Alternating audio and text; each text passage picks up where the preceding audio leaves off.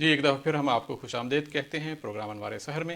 ہمارے گیسٹ مولانا فروغ القادری صاحب اسٹوڈیو میں آ چکے ہیں، اور ان کا ہمیں انتظار رہتا ہے، کیونکہ ہم ان سے دینی باتیں کرتے ہیں اور علم سیکھتے ہیں، اور بہت سی چیزیں جو ہیں وہ ہم ان سے نالج لیتے ہیں، ایسے مشکل سوالات کا بھی۔ اور میں ان کو سب سے پہلے تو ویلکم کرتا ہوں۔ السلام علیکم، وعلیکم کیا حال ہے؟ السلام ورحمۃ اللہ، خیریت ہیں؟ آپ خیریت سے ہیں؟ جی الحمدللہ بالکل ٹھیک ماشاء ٹھاک۔ اللہ۔ تو آج یقیناً ہمارا روزے کی فضیلتیں اور روزے کے فضائل اور برکات اور مقصد اور ساری چیزیں ہم رمضان میں تو یہی کچھ ہم کرنا ہے ہم نے، اور اللہ کے ساتھ بندوں کا جو تعلق ٹوٹا ہوا ہے اس کو جوڑنے کی کوشش کرنی ہے۔ اور الحمدللہ۔ یقیناً ماشاءاللہ بہت اچھا فیڈ بیک ہے، بہت زبردست پبلک کو نالج دیتے ہیں۔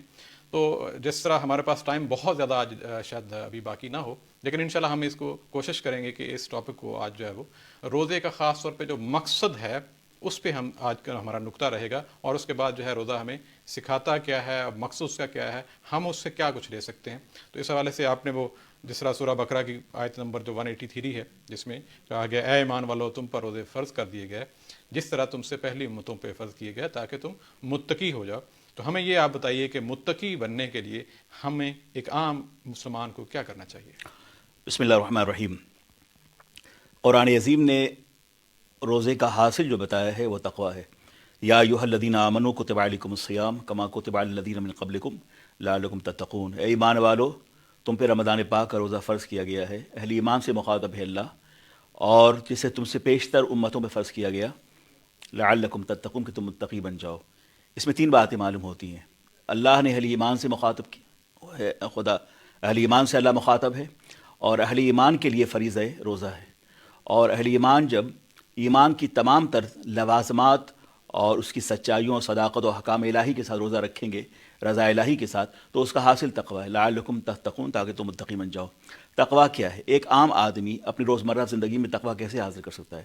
تقویٰ کے بہت سارے مدارج ہیں۔ عوام کا تقویٰ، خواص کا تقویٰ۔ عوام کا تقویٰ یہ ہے کہ آدمی اجتناب گناہ کرے، گناہ سے بچتا رہے، اور ارتکاب حلال کرے۔ پہلا زینہ تقویٰ کا یہ ہے۔ صحیح۔ تقویٰ ہے نام خدا خوفی کا، اور خدا کا خوف، اس کی خشیت اس وقت پیدا ہوتی ہے جب بندہ یہ محسوس کر لے کہ خدائی قدرت کا نظام، خدائی طاقت جو ہمیں دیکھ رہی ہے ہر لمحہ، کوئی ہے جو ہمارے دلوں کے احساس سے واقف کار ہے۔ جیسے قرآن پاک میں ارشاد فرمایا گیا کہ اللہ تبارک و تعالیٰ ان اللہ یعلم بذات الصدور، کہ اللہ تبارک و تعالیٰ دلوں کے احوال کو جاننے والا ہے۔ تو جب بندہ یہ محسوس کر لے کہ دلوں کے احوال، مثلا روزہ ہے، اگر میں آپ کو نہ کہوں کہ میں روزے دار ہوں تو اس وقت آپ محسوس نہیں کر پائیں گے۔ اس کا تعلق جو ہے ہمارے قلب سے، احساسات سے ہے، فکر سے ہے، سوچ سے ہے، عمل داخل سے ہے، ایمان کی اس باطنی قوت سے جو ہمیں جلا بخشتی ہے۔ جی تو اب اس کا حاصل کیا ہے؟ تقویٰ ہے۔ تقویٰ ہے۔ تو تقویٰ کا پہلا درجہ عوامی طور پر یہ ہے، عوام الناس کے لیے یہ ہے کہ ارتکاب حلال ہو اور اجتناب گناہ ہو۔ وہی کنتم خیر اخرجت للناس تأمرون بالمعروف وتنہون عن المنکر۔ تو یہ تقویٰ کی پہلی بنیاد ہے۔ تمہاری زندگی تخلیق کا مقصد یہ ہے کہ تم اوامر اچھی چیزوں کا حکم دو اور برائی سے روکتے رہو۔ جی بالکل درست۔ اور تقوی جیسے آپ نے کہا کہ بچنا جو ہے، بچنا کے لفظ کے اندر بہت کچھ ہے، کیونکہ آپ یہاں پہ یہ بھی ہو سکتا ہے اس طرف آپ نے نہیں جانا ہے۔ بچنے سے مراد جو میں سمجھتا ہوں کہ آپ کے راستے میں چیزیں آ رہی ہیں جن سے بچنا ضروری ہے، لہٰذا ان سے، جس طرح وہ ہے نا جی کہ آپ ایک تنگ راستے سے، اگر کانٹوں دار جھاڑیاں ہیں تو جس طرح اپنا دامن بچا کے اس کے اندر سے گزرنا ہے، وہ والی بات آپ نے کی، تقویٰ جو ہے۔ جی ہاں، تو تقوی کی پہلی بنیاد، پہلا زینہ جو ہے کہ حلال کی طرف رجوع کرنا ہے، حرام سے بچنا ہے۔ اور جب آدمی کے اندر یہ پیدا ہو جائے کہ ہمیں حرام سے بچنا ہے، ہمارا خدا ہمیں دیکھ رہا ہے، یہ محسوس کر لے کہ خدا ہمیں دیکھ رہا ہے، خدا ہمیں مسجد میں دیکھ رہا ہے، بازار میں دیکھ رہا ہے، خدا ہمیں آبادی میں دیکھ رہا ہے، ویرانے میں دیکھ رہا ہے، خدا ہمیں جلوتوں میں دیکھ رہا ہے، خلوتوں میں دیکھ رہا ہے۔ اس کی بصارت و بصیرت، اس کا علم کسی لمحے میں زوال پذیر نہیں ہے۔ تو جب مومنانہ شعور یہ اس انتہا کو پہنچے کہ خدا ہمیں دیکھ رہا ہے، تو یہی تقویٰ ہے کہ اب وہ کبھی بھی جرم نہیں کرے گا۔ یعنی کہ ایک کیا خیال ہے کہ ایک حضرت ایک بہت مشہور اللہ کے ولی ہیں، انہوں نے جب روزہ رکھا تو بچپن کا عالم تھا، تو امی نے کہا بیٹا، ابو نے کہا بیٹا تمہیں بھوک کا احساس ہو رہا ہوگا، چلو کمرے میں چلتے ہیں، اچھی کھیر بنی اسے کھا لو۔ تو انہوں نے کہا کہ نہیں، میرا خدا تو ہمیں دیکھ رہا ہے، یہاں شاید کو دیکھ رہا ہے، گناہ دیکھ رہا ہو۔ تو خدائی اس کو یوں سمجھے کہ جس طرح کی CCTV کیمرہ کا نظام ہے، وہ ہمارے کاروبار کے تمام مشاغل کو واچ کر رہا ہوتا ہے، اور اس میں ایک ڈسک ہے جو محفوظ ہو رہا ہے، ہمارے یہ پروگرامات لوگ واچ کر رہے ہیں، دیکھ رہے ہیں، اور یہ محفوظ بھی ہو رہا ہے. تو ایسے ہی خدائی کمپیوٹر کا ایک نظام ہے جو ہمارے اعمال ظاہر و باطن دونوں کو وہ محفوظ کر رہا ہوتا ہے، اور ہر لمحہ وہ سی سی ٹی وی کیمرہ جو ہے ہمیں واچ کر رہا ہے، ہم اس کے نرقے میں وہ ہمیں دیکھ رہا ہے. بڑی اچھی مثال حدیث والا وہ واقعہ جس طرح وہ ہے، وہ دودھ میں پانی ملانے والا، جی جب اس نے ماں نے کہا، اس نے کہا نہیں میں نے امیر المومنین کا حکم ہے کہ نہیں، تو انہوں نے کہا وہ کون سا دیکھ رہا ہے، انہوں نے کہا وہ نہیں تو اس کا خدا تو دیکھ رہا ہے. وہ تقویٰ والی بات بالکل آپ نے درست تو یہ محسوس کر لے کہ اللہ ہمیں دیکھ رہا ہے. تو جب دیکھ رہا ہے ہمیشہ، تو یہ ایک احساس ہے، احساس. اور وہی احساس جب اپنی روحانی ارتقاء کو پہنچ جاتا ہے تو خشیت پیدا ہوتی ہے، بالکل خشیت، خوف. اور اسی کو کہتے ہیں خشوع و خضوع. حالت نماز میں یہ محسوس کرو کہ تم خدا کو دیکھ رہے ہو، یا کم از کم یہ نہ ہو سکے تو یہ تو محسوس کرو تمہارا خدا تمہیں دیکھ رہا ہے. بالکل. تو یہ صرف نمازی اس کا تعلق نہیں ہے، زندگی کے ہر مرحلے میں اگر ہم محسوس کریں کہ ہم خدا کو دیکھ رہے ہیں، اس کے تجلیات، اس کے عرفان، اس کے حکام، اس کے اماویر کو ہم دیکھ رہے ہیں، تو پھر یہ کیفیت پیدا ہوتی. اگر یہ کیفیت نہ پیدا ہو پائے تو کم از کم یہ تو محسوس کریں نا کہ ہمارا خدا ہمیں دیکھ رہا ہے. بالکل. یہ اور مقصود تو جلوہ الہی کا نظارہ ہے. اور جب مومنانہ شعور اس منزل میں ڈھل جایا کرتا ہے تو پھر انسان تنہا ہوتا ہے، مگر وہ ستاروں کے انجمن میں ہوتا ہے اور فرشتوں کے ہمنشینیوں سے میسر آتی ہے. بالکل، اس میں کوئی شک نہیں ہے. اور زندگی کے ہر معاملے میں یہ نہیں کہ صرف اور صرف رمضان کا مہینہ ہے، یہ تو ایک تربیت کا ہے، اور اس کے بعد بھی اگر معاملات کرنے ہیں، گفتگو کرنی ہے، بلکہ وہ بھی حدیث ہے کہ جھوٹ اگر بولتے رہے اور روزہ رکھتے رہے تو اس کا کوئی فائدہ نہیں. وہ تو ایک فاقہ ہے آپ کے پاس. وہ باطنی اصلاح کہ روزہ جو ہے وہ اصلاح ظاہر، معاشرتی حرکات و سکنات پہ روزے کی نظر ہے، اور درون خانہ انر کانسیس جو آپ کا ہے اس پہ بھی روزے کی نظر ہے. جیسے آپ نے فرمایا ابھی کہ غیبت و چغلی وغیرہ، جی، کسی نے غیبت و چغلی گویا کہ اس نے روزہ رکھا ہی نہیں، اس کے لیے کچھ بھی اجر نہیں ہے، کچھ بھی نہیں ہے. اور جس نے خدا خوفی کی، اللہ تعالیٰ بھی خوش ہوتے ہیں کہ بند کمرہ ہے، پانی بھی ٹھنڈا پڑا ہوا ہے، پیاس بھی شدت کے ساتھ ہے، لیکن وہ صرف اس وجہ سے نہیں پی رہا کہ خدا دیکھ رہا ہے، اور یہ چیز اللہ کو پسند ہے. اور روزہ ایک ایسی عبادت ہے، ایک ایسا عمل ہے کہ حدیث پاک میں فرمایا گیا کہ الصوم لی وانا اجزی بہ، کہ روزہ ہمارے لیے ہے اور اس کی جزا میں ہی دینے والا ہوں. بھئی ہر عبادت کی جزا تو اللہ ہی دے گا، تو اس میں تخصیص کیوں ہے کہ میں ہی دینے والا ہوں؟ چونکہ روزہ اپنی کیفیات، اپنی حسیات، اپنے مدارج اور اپنے محسوسات کے لحاظ سے، روحانیت کے لحاظ سے اس قدر منظم ہے، اور زندگی کو ان تمام قدروں کا احاطہ کیے ہوئے. روزے کے اندر نماز کا خضوع بھی ہے، روزے کے اندر حج کی دیوانگی بھی ہے، اور روزے کے اندر زکوٰۃ کی لذتیں بھی ہیں، اور روزے کے اندر تقوی شعاری بھی ہے، صبر کا بھی ہے. تقوی جو ہے روزہ، سحر الصبر بھی. تو تمام چیزیں جو انسانی اخلاق حسنہ کے عنوانات سے پائی جاتی ہیں وہ سب اس کے اندر روزے موجود ہے. روزے کا تعلق کردار و عمل سے ہے، روزے کا تعلق تقوی سے ہے، روزے کا تعلق پابندی اوقات سے ہے، روزے کا تعلق جو ہے خدا خوفی سے ہے، روزے کا تعلق قرآن عظیم سے ہے، روزے کا تعلق صلہ رحمی سے ہے، روزے کا تعلق گفتگو میں نرمی سے ہے، روزے کا تعلق اخلاق حسنہ سے. جتنا چاہے بھی اس کو پھیلا دے. بالکل، اس میں کوئی شک، زندگی کے ہر شعبے سے، ہر شعبے سے اس میں کوئی شک نہیں ہے. بشرطے کہ یہ قومیت مسلمہ اس کو محسوس کرے. بے شک. پھول کی پتی سے کٹ سکتا ہے ہیرے کا جگر، مرد ناداں پر کلام نرم و نازک بے اثر. تو یہ باتیں انہی کو متاثر کرتی ہیں جن کا دل گزاز ہو. بالکل، آپ نے یہ شعر ویسے آپ کے ہی کنٹری کا ایک شخص کا ہے. عموماً لوگ اس کو یہ اقبال کا شعر ہے. یہ چلیں اس پہ کسی دن ہم بات کریں گے. یہ برتری ہری ہے، وہ کتاب پہ بھی ہے. بہرحال وہ خیر، وہ شاعری والی بات تو آپ بہتر جانتے ہیں نہیں ہو. یہ جو بات پہلے آپ نے کی تھی، اور میں سمجھتا ہوں اس کو تھوڑا سا اور آگے بڑھاتے ہیں کہ اللہ تعالیٰ نے اس کا اجر جو ہے وہ بتایا نہیں ہے. اب آپ دیکھ لیں باقی چیزیں، جیسا حدیث میں بھی ہے کہ اجر جو ہے وہ 700 گنا جا سکتا ہے، لیکن اس کا بتایا نہیں ہے. وہ کسی نے بڑا خوبصورت بات کی ہے کہ اللہ نے پھر جب اجر دینا ہے تو پھر اپنی شان کے مطابق دینا ہے. وہ کوئی بھوکا ہوا گیا نا حاتم تائی کے پاس، تو اس نے سوال کیا کہ پیٹ خالی ہے، مجھے کچھ عطا کیا جائے. تو حاتم تائی نے 10 بوریاں اناج کی دے دیں. تو اس نے کہا اتنا تو مجھے نہیں تھا، میں نے لینا، مجھے تو صرف بھوک تھی. اس نے کہا وہ تو نے اپنے حساب سے مانگا، میں نے اپنے حساب سے دینا ہے. تو وہ والی بات ہے کہ اللہ تعالیٰ کی جو شان ہے وہ تو پھر عظیم ہے. صبر کے حوالے سے جو ہے روزہ ہمیں کس طرح سکھاتا ہے اور ہمیں اس سے کیا درس ملتا ہے؟ صبر کے بہت سارے معنی ہیں. صبر کا آسان سا اس کی آسان سی تشریح ڈیفینیشن جو کہنے آپ، صبر اصل میں ناموافق حالات کو موافق بنا دینا کا نام صبر ہے. بے شک. ناموافق حالات کو موافق بنا دینا نام صبر ہے. بہت سارے زندگی میں ہمارے اور آپ کیسے احوال پیدا ہوتے ہیں جسے ہم فیل کرتے ہیں، محسوس کرتے ہیں کہ یہ ہمارے لحاظ سے مناسب نہیں ہے نا. ظلم کے مد مقابل، طغیان کے مد مقابل، فاقہ کشیوں کے مد مقابل حالات کے مد مقابل، گردش ایام کے مد مقابل، آفات و مصائب کے مد مقابل، تو یہ سب ناموافق چیزیں ہیں. تو ناموافق ماحول کو موافقت کے ماحول میں ڈھال دینا ہی دراصل اس مومنانہ ظرف کا نام جو ہے صبر ہے. بے شک بڑی خوبصورت بات کی. اور وَإِنَّ اللَّهَ مَعَ الصَّابِرِينَ، اس میں کوئی اللہ اور قرآن عظیم میں آپ دیکھ لیجئے کہ فرمایا گیا کہ وَلَنَبْلُوَنَّكُمْ بِشَيْءٍ مِّنَ الْخَوْفِ وَالْجُوعِ وَنَقْصٍ مِّنَ الْأَمْوَالِ وَالْأَنفُسِ وَالثَّمَرَاتِ وَبَشِّرِ الصَّابِرِينَ، کہ یہ جزا ہے کہ ہم تمہیں ضرور آزمائیں گے. کس چیزوں سے؟ بھوک سے، نقص جان سے، مالوں کی کمی کر کے، جانوں کو لے کر، خوف کے ذریعے. لیکن جو لوگ ان تمام مرحلے حیات سے گزرتے ہوئے سے بات قدمی اختیار کی اور شکوہ شکایت اپنے اللہ کے آگے نہ کیا، تو قرآن فرمایا وبشر الصابرین، اور بشارت ہے ان کے جو صبر والے ہیں. بشارت کہتے ہیں کہ ایک بہت بڑے آلام کے بعد ایک ایسی زندگی کا آغاز ہوتا ہے جسے ہم اور آپ رات کی سیاہی کے بعد سپیدہ سحر سے تعبیر کرتے ہیں. تو زندگی کے افق پر بہت زیادہ اگر سیاہی پھیل جائے تو کسی رات کا دامن اتنا وسیع نہیں ہے کہ جس کے دامن میں کوئی نہ سو رہی ہو. بے شک تو ہر رات کے بعد ایک سفیدی ہے. اس میں کوئی شک نہیں. اور زندگی میں صبر جو ہے، بلکہ سورہ اثر میں صبر ایک ایلیمنٹ ہے کہ یہ بھی کرنا بنتا ہے. اچھا، کچھ لوگ جو ہیں، میں نے بھی سنا، آپ نے دیکھا، جس کے پاس زندگی میں بظاہر جو، کیونکہ صبر جو ہے وہ کسی نہ کسی محرومی کے ساتھ، کسی نہ کسی تکلیف کے ساتھ وہ جڑا ہوا ہے. کوئی چیز آپ کے پاس آپ چاہتے ہیں جو آپ کے پاس میسر نہیں ہے، یا کوئی ایسے موافق حالات آپ کے پاس وہ نہیں ہیں جو آپ چاہتے ہیں.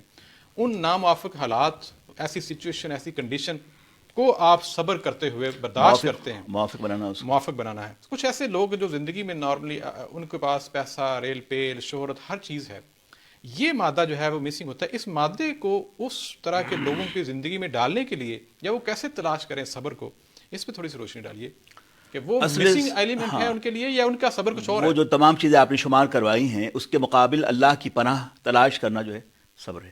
مثلا فرمایا گیا کہ وَإِذَا خَاطَبَهُمُ الْجَاهِلُونَ قَالُوا سَلَامًا، کہ جب تمہیں جہلا ان پڑھ لوگ پرووک کریں تو انہیں سلام کر کے گزر جائیں، بھائی تم ٹھیک ہو، بجائے اس کے کہ آپ ان کے ساتھ ریٹیلیٹ کریں، ان کا جواب دیں، ان سے مقابلہ آرائی کریں. اور جیسے نبی مکرم صلی اللہ علیہ وسلم کی حیات طیبہ، ہم صلح حدیبیہ کا واقعہ آپ لے لیجیے. صلح حدیبیہ میں اللہ کے نبی صلی اللہ علیہ وسلم یک طرفہ جو ہے آپ نے کفار قریش سے معاہدہ کیا نا. حتیٰ کہ کفار قریش نے یہ شرط رکھی کہ آپ نے جو اگریمنٹ لکھا ہے اس میں آپ لکھا محمد رسول اللہ، ہم تو آپ کو محمد رسول اللہ نہیں مانتے ہیں. تو حضرت علی سے کہا علی تم اسے مٹا دو. تو یا رسول اللہ، یہ میری محبت رسولی کو گوارا نہیں کہ میں آپ کے نام پاک کو اپنے ہاتھوں سے مٹاؤں. پھر حضور نے خود اسے معاف کر دیا. تو یہ پھر حضرت فاروق اعظم یا رسول اللہ، کیا ہم عمرہ نہیں کرنے والے تھے؟ تو سرکار نے فرمایا عمر کیوں نہیں، میں تو یہ تو نہیں کہا تھا کہ اس سال عمرہ کروں گا. تو یہ تمام ناموافق حالات کو نبی پاک صلی اللہ علیہ وسلم نے اپنے اس غیب دا پیغمبر نگاہ نبوت سے ان تمام مستقبل کے معاملات کو دیکھ رہے تھے. اور جیسے آپ وہاں سے اٹھے ہیں ابھی تو آیت فرقان نازل ہوئی ہے جس میں آپ کو فتح کی بشارت دی گئی ہے. اِنَّا فَتَحْنَا لَكَ فَتْحًا مُبِينًا کہا گیا ہے. تو اللہ کے رسول صلی اللہ علیہ وسلم نے اس صبر کے ذریعے پورے ناموافق ماحول کو اسلام کے موافق بنا دیا کہ اگر جنگ ہوتی تو خون روزی ہوتی. وقت مل گیا، اس صلح حدیبیہ کے بعد ایک وقفہ ملا ہے جس میں اسلام کی اکثری طاقت جو تھی، ان کے جو افواج تھے، انہیں تیاری کا موقع مل گیا. اور پھر وہ لوٹ کے دوبارہ زیادہ منظم ہو گئے. چند افراد گئے تھے، بعد میں جو فتح مکہ بن کے آپ لوٹے تو پوری طاقت سے لوٹے. بظاہر اس میں شرائط ایسی لگ رہی تھی شاید کفار کو فائدہ ہے، لیکن الٹیمیٹلی مسلمانوں کو فائدہ. تو یہ تمام یہ صبر ہی تو ہے نا سرکار کا. تو سرکار دو عالم صلی اللہ علیہ وسلم صبر کی اس عظیم منزل پہ جلوہ گر تھے. اور یہ پیغمبر کی نگاہ نبوت سے جو مستقبل کے احوال کو دیکھتا ہے جو ہم عام آدمی سے دیکھ نہیں سکتا. بے شک اس میں کوئی شک نہیں ہے کہ صبر جو ہے وہ زندگی. اور ایسی حضور نے اپنے پھر اس میں بھی فتح مکہ کے بعد بھی یعنی عالم یہ کہ لوگ ڈرے ہوئے تھے کہ اب کیا ہوگا. تو حضور نے فرمایا کہ ڈرو نہیں. ابو سفیان ظاہر ہے کہ اس کی بیوی ہندہ نے حضرت امیر حمزہ کا کلیجہ چبایا تھا. تو جو ہندہ کے گھر چھپ جائے وہ امانیاب ہے، جو ابو سفیان کے گھر چھپ جائے وہ امانیاب ہے. اور پھر یہ کہ حضور نے اپنے مخالفین کو، وہ شعراء جو بڑے ادیب تھے، ارباب علم و فن تھے، لیکن سرکار دو عالم صلی اللہ علیہ وسلم کی حجب بیان کرتے تھے، توہین کرتے تھے اپنے اشعار کے ذریعے، معاف فرما دیا. مطلب یہ بلکہ بالکل آپ نے صحیح کہا کہ حضرت ہندہ انہوں نے جب کہا کہ میرے لیے کیا حکم ہے، خوف زدہ، بالکل، کہ انہوں نے جتنا بڑا وہ ایک قسم وہ جو جنگ کا جرم تھا. اور حضور اکرم صلی اللہ علیہ وسلم اکثر کہا کرتے تھے ہندہ جب تم سامنے آتی ہو مجھے چچا یاد آ جاتے ہیں. اور یہ چھوٹی چیز نہیں ہے، بہت بڑی بات ہے. سید الشہداء ان کو بھی کہا گیا. تو وہ کہنے کا مقصد ہے کہ ان کو بھی معاف کر دیا. تو یہ بھی صبر. وحشی کو معاف کر دیا، حضرت وحشی حضور انہیں معاف کر دیا. اب جس نے وحشی جس نے وہ انہیں شہید کیا تھا اس کو معاف کر دیا. تو یہ عہد رسالت و سیرت رسول میں صبر کے یہ نمایاں جو پہلو ملتے ہیں، ظاہر ہے کہ ہم اور عام زندگیوں میں اس مرتبے کو پہنچ تو نہیں سکتا، مگر ہاں سرکار کی سیرت کے اجالے میں ہمیں سبق ملتا ضرور ہے صبر کیا ہے، اور وہی اچھا فاقہ کشی اور روزہ. اب آپ دیکھیں کہ غزوہ بدر رمضان پاک میں ہے نا، جی 17 رمضان کو. رمضان پاک میں ہے، رمضان پاک میں غزوہ بدر ہے، اور وہ صحابہ وہ 300 نفوس قدسیہ جو ایک بڑی فوج کے مد مقابل آپ اسلام و کفر کے درمیان نشان امتیاز کھینچنے گئے، اپنے خون کی سرخیوں سے تاریخ اسلام کو مرتب فرمائی، بالکل. پیٹ پر پتھر باندھے ہوئے ہیں، فاقہ کش ہیں، روزے دار ہیں، اور صبر کی یعنی قوت ایمانی کی انتہا ہے کہ وہ سب کچھ کرنے کو تیار ہیں، حتیٰ کہ حضرت فاروق اعظم نے کہا یا رسول اللہ آپ حکم دیں، یہ 313 یہ ہمارے مد مقابل یہ فوج کیا ہے، اگر آپ حکم دیں تو ہم تو آگ اور خون کے سمندر میں کودنے کو تیار ہیں. بے شک بڑی خوبصورت بات، بلکہ ضرور ہم اس پہ ایک پروگرام کریں گے، انشاءاللہ غزوہ بدر کے موقع سے اور ہم آگے جا کے ضرور کریں گے. سے ملا اور بچوں نے جی سوال جی بڑے، اب میرا خیال ہے سوال 4-5 اکٹھے ہو گئے. ایک تو سوال پہلے تھا کہ روزہ کو جو داؤد کا غالباً سوال تھا کہ کیسے وہ بہتر کر سکتے ہیں، روزہ کو کیسے بہتر روزہ رکھ کے اس کو بہتر سے بہتر بنا سکتے ہیں، کون سے اعمال کیے جائیں، کیا کیا جائے. روزہ بھی عبادت ہے ان عبادات کی طرح جو جس طرح کہ نماز ہے یا دوسری عبادات ہے، لیکن روزے کے تعلق سے وہی شرائط ہیں جو کم و بیش دوسری عبادات کے لیے ہیں، کہ ہر عبادت انسان کو بے حیائی سے اور برائی سے روکتی ہے، وہ نماز ہو چاہے روزہ ہو. مگر روزے کے باب میں ہم نے پہلے آپ سے کہا کہ اس میں تمام دیگر عبادات کی خصوصیات موجود ہیں، جیسے کہ عطر مجموعہ جی جی اس کے اندر مختلف عطورات کی خصوصیات موجود ہیں. تو روزے کی کیفیت بھی عبادات کی نسبت میں عطر مجموعہ ہے، یہ تمام خصوصیات اس کے اندر ہے. لوگوں کا خیال رکھنا. اب روزہ اب انہوں نے سوال جو کیا ہے مجھ سے ابھی جی جی کہ روزے کیوں رکھتے ہیں، تو اس میں یہ ہے کہ روزہ اس لیے ہم رکھتے ہیں تاکہ ہم روزہ رکھ کر جب بھوک اور پیاس کی شدت کا احساس ہوتا ہے تو ہم دوستوں کی بھوک کو، ان کے درد کو، ان کے پیاس کو محسوس کرتے ہیں. اب دیکھیے ایک مزدور ہے جو کھیت میں کام کر رہا ہوتا ہے، پیاسا ہے وہ، جی. اور شدید دھوپ میں اور وہ کام کر رہا ہے. یو کے میں احساس نہیں ہوتا ہے ہمیں، جی. لیکن آپ باہر چلے جائیں، عرب چلے جائیں، ہندو پاک کے علاقوں میں آپ جائیں، جو پہاڑی علاقے وہاں جائیں، لوگ بیچارے بھوکے اور پیاسے تو خیر روزہ رکھیں، پیاس اور بھوک کی شدت کا احساس ہوتا ہے، پھر بھی وہ روزہ اپنے اوپر رکھے ہوئے ہیں اللہ کی رضا کے لیے. بے شک اس میں کوئی شک ہے نہیں. نا. اللہم انی لکا صمت وبکا آمنت وعلیک توکلت. توکلت جو ہے یہ بڑا اہم ہے کہ حالات جیسے تھے، موسم جیسا تھا، ماحول جیسا تھا، اے اللہ ہم نے تیری ذات پہ توکل کیا ہے. تو روزے کا ایک اثر، ایک فائدہ توکل بھی ہے، اور توکل بھی یہ ہے کہ اللہ کی ذات پہ یقین و اعتماد و بھروسہ کہ وہ عالم غیب سے ہر مشکلات میں اللہ تعالی ہمیں رحمت نازل فرماتا ہے. ایک اور بھی سوال تھا کہ ایک جو گڈ ڈیڈ ہے اس کا اجر جو ہے وہ کتنا زیادہ مل سکتا ہے. جیسے فرمایا گیا کہ نماز ہی کو لے لیے، نفل کا ثواب سنتوں کے برابر، سنتوں کا ثواب فرائض کے برابر، اور فرائض کا ثواب اللہ تعالیٰ ماہ رمضان میں 70 فرائض کے برابر عطا فرماتا ہے. ماشاء تو اللہ. یہ 70 جو ہے یہ صرف کیا 70 ہی میں محدود ہے؟ نہیں، اللہ تبارک و تعالیٰ بے پناہ فضل فرمانے والا ہے. یہ 70 دراصل ایک شمار یہ کرنا ہے کہ بے انتہا درجہ فضل فرمانے والا ہے اور درجات کو بلند فرمانے والا ہے. تو ہمارے ہاں عموماً اہل عرب میں 70 کے اعداد کا اظہار جو ہے وہ کسی چیز کی ذاتی اور فراوانی بیان کرنے کے لیے ہوتی ہے. 70 درجہ، 70,000. جی جی اس طرح جیسے کہ اللہ تعالیٰ ماہ رمضان کی ہر راتوں میں 70,000 افراد کی بخشش فرما دیتا ہے جو جہنم کے دروازوں پہ کھڑے ہوتے ہیں. تو یہ تعداد کیا 70,000 ہی ہے؟ نہیں، ایسا نہیں، انتہا درجہ لوگوں کی بخشش ہوتی ہے. بے شک. ایک اور سوال تھا کہ ہم نفلی جو نماز ہے اس میں قرآن دیکھ کے پڑھ سکتے ہیں؟ یہ سوال پہلے بھی آیا تھا. ایسا ہے کہ قرآن حالت نماز جو کیفیت ہے اس میں قیام و خشوع خضوع اور خود جو کچھ قرآن جو ہم سورہ فاتحہ یا سورہ پڑھتے ہیں، تو نمازوں میں جو سورہ قرآن کی تلاوت ہوتی ہے اس وہی کی جائے. ہاتھ میں قرآن پاک کو لے کر یہ نماز کا خشوع خضوع جو ہے ضائع ہوتا ہے. یہ تو نفلی میں بھی نفلی ہو یا واجبات ہو، سنت ہو، ہر ایک کا حکم یہ ہے. ہاتھ میں قرآن پاک لے کر نفلی نماز ہم دیکھتا ہوں میں بعض جگہوں پہ تراویح کے اوقات میں حافظ صاحب پڑھ رہے ہیں اور پھر یہ قرآن کھولے کھڑے ہیں، یہ طریقہ مناسب نہیں ہے. مناسب نہیں ہے. جی ہاں، تلاوت قرآن کرنی ہے تو اس کے لیے آپ کے پاس الگ وقت ہے. نماز کے اوقات میں طریقۂ نماز جو ہے اسی کے مطابق ہی آپ کو پڑھنا ہے. تو ایک میرا خیال ایک اور کوشچن یہ تھا کہ کب ہم رمضان شروع کرتے ہیں اور کب اسے ختم کرتے ہیں، یا غالباً وہ بچی یہ جاننا چاہ رہی تھی کہ کیسے ہمیں پتہ چلتا ہے کہ رمضان شروع ہو گیا. میرا خیال وہ چاند کے حوالے سے شاید. ہاں وہ بالکل ہمارے ہاں جو لونر سسٹم ہے، چاند دیکھ کے رمضان کا آغاز، چاند دیکھ کر ہم رمضان کے اختتام کرتے ہیں.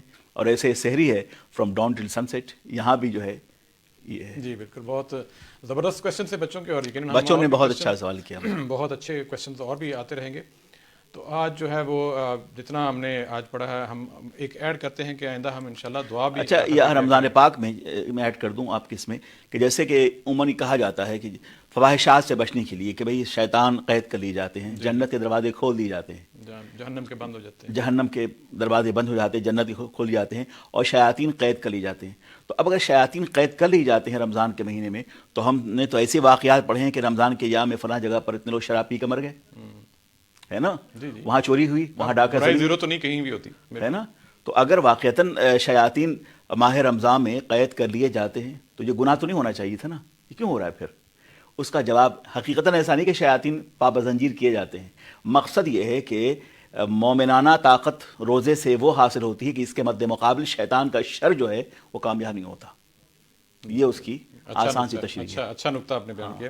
تو ہم جو ہے وہ دعا جو ہے آخر جو اختتام ہماری جو سحری کی نشریات ہیں، ہم دعا جو ہے وہ کیا کریں گے. اور میں مولانا صاحب سے درخواست کرتا ہوں کہ آپ دعا جو ہے کی، تاکہ تمام بلکہ بیمار جو ہیں، میں ضرور مینشن کروں گا، بہت مذہبی اسکالر اسلامی دنیا کے عبدالغفار عزیز صاحب، پوری دنیا میں وہ اسلام کی تبلیغ کے حوالے سے پچھلے 30 سال سے سرگرم ہیں.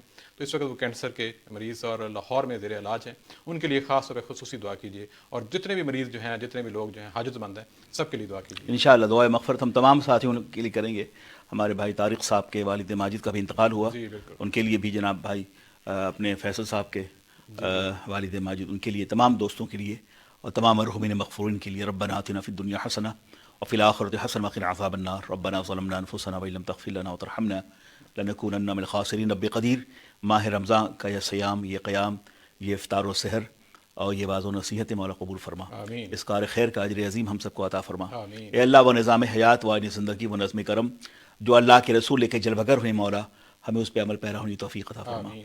اے اللہ، جس وباء سے، جس مصائب سے، جس پینڈمک سے اس وقت پوری دنیا بے بس ہے اور بے چین ہے اور مضطرب ہے، اے اللہ عرش کی بلندیوں سے کوئی ایسی ٹھنڈی ہوا نازل فرما جو ان مصائب سے، آفات سے، بلیات سے ہمیں نجات بخشے. آمین. مولا کریم، جو مرحومین ہیں ان کی قبر کو روشن کر دے، انہیں کرب جنتیاں عطا فرما. آمین. اے اللہ، انہیں کرب جنتیاں عطا فرما. ہمارے بھائی طارق صاحب کے والد ماجد کہ اللہ بخشش فرما، ان کے درجات کو بلند فرما، ان کی قبر کو روشن فرما، ان کے صاحبزادے کے عمل خیر کو جو اس ماہ رمضان میں ہے مولا اسے قبول فرما کر ان کے والد ماجد کی بخشش فرما. آمین. اے اللہ، بھائی فیصل صاحب کے والد ماجد کی بخشش فرما، جناب فیصل گوشی صاحب کے والد کی بخشش فرما. اے اللہ، انہیں کروٹ جنت عطا فرما، جنت اعلیٰ عطا فرما. ہمیں سے جو بیمار ہے مولا انہیں شفا عطا فرما. عبدالغفار عزیز کا نام لے. مولانا عبدالغفار عزیز صاحب بیمار ہے مولا انہیں صحت یابی عطا فرما، تندرستی عطا فرما. آمین. اے اللہ، ہم سب سے وہ کام لے جس سے تو راضی ہو، تیرا حبیب راضی ہو.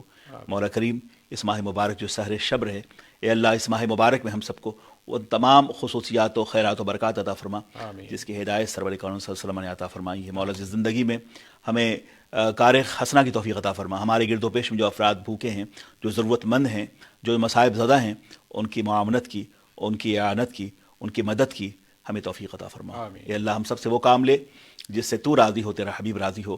رب اغفر وارحم وانت خیر الراحمین. اے اللہ، ہمارے اس ملک برطانیہ پہ اللہ کرم فرما، انگلینڈ میں، یو کے میں رہنے والے جتنے ارباب فضل و کمال ہیں، ارباب علم و دانش ہیں، جو احباب ایمان و یقین ہیں، جہاں جہاں اے اللہ پریشانیاں مولا ان سب کی پریشانیاں دور فرما کر اے اللہ اس وبا کو دور کر دے. اے اللہ، ان وبا میں، ان مصیبتوں میں راحتوں کی کرن ہمیں عطا فرما.